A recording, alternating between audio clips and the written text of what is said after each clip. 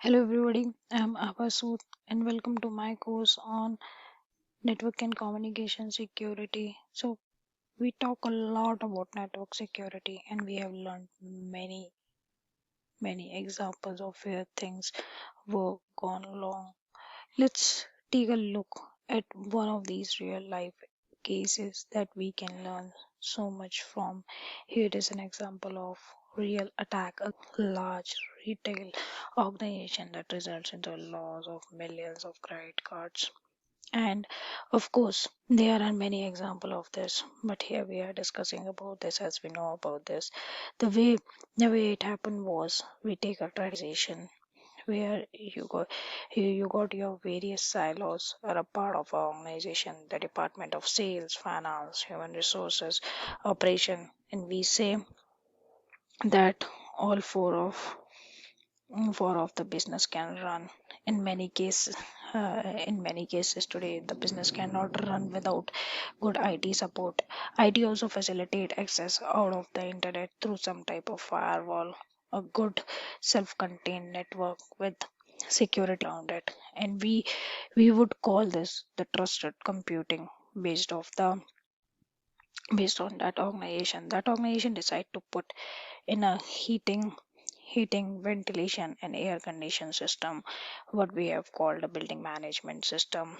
When that was installed, the vendor said they, hey, I need internet access. If I can get access to the device remotely, it will take me if it will tell me if it has any problem and needs maintenance. So could you provide an access point for me so that I could connect directly to that device? And the IT department says, oh no, we don't want to do that, because if we put it in an internet access point, for sure someone going to plug a wireless into it, and those who know about it within the organization would now have this ability to get out of the network, completely bypass the network of an organization, and through that you can gain access to do the maintenance of the building management system. But they miss a couple of things.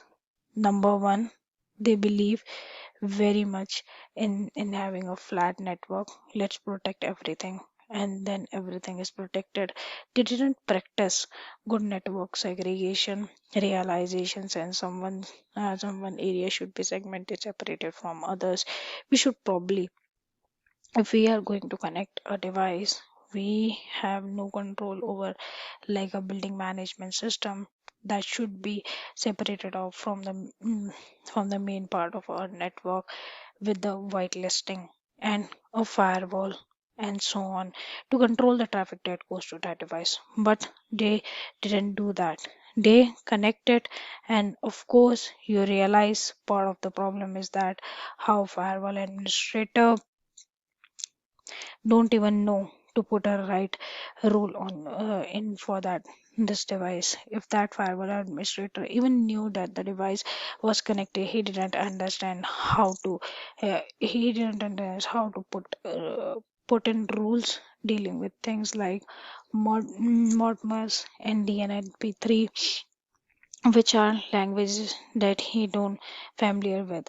That was fine until the day the vendor showed up with with his laptop. He bought his laptop and directly connected to the building management system. When he did this, he then of course wasn't behind the firewall and didn't realize that his laptop was infected. Now, having infected the business management system, he called out to a hacking group, in this case based in a country that does not have the extradition treaty with the US, and say, I have just been loaded into a device, and that criminal organization now have connected all the way to that building management system. And you can understand, takeover an air condition system is not a great accomplishment. What can you do from there, except for the fact that the buildings management system is connected to the rest network and also connected to the rest of that network are all of their point of sale system that are being used in sale in all their retail stores. They are connecting to that network and now can be accessed by criminal organization. Again, network segmentation properly would have been a really good thing when you have connected point of sale devices that are handling payment card information. So, what the next challenge? The next challenge was that those point of sale devices that we call as a POS all have vendor supply default password on them. Now we know that PCI says we can't do that.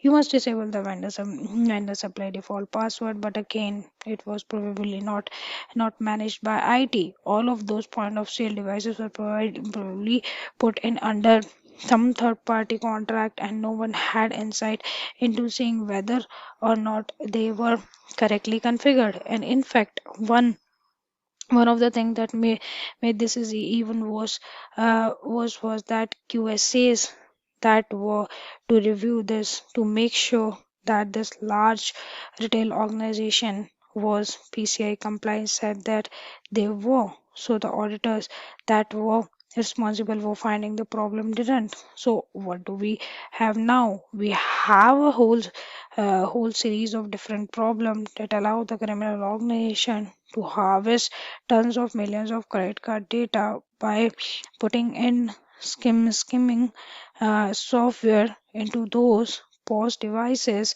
and sending the information back to the criminal group. To make this even worse, we have one more small problem, and that was that organization has put a ton of money into the security information and event management system, that is SIAM, a great tool.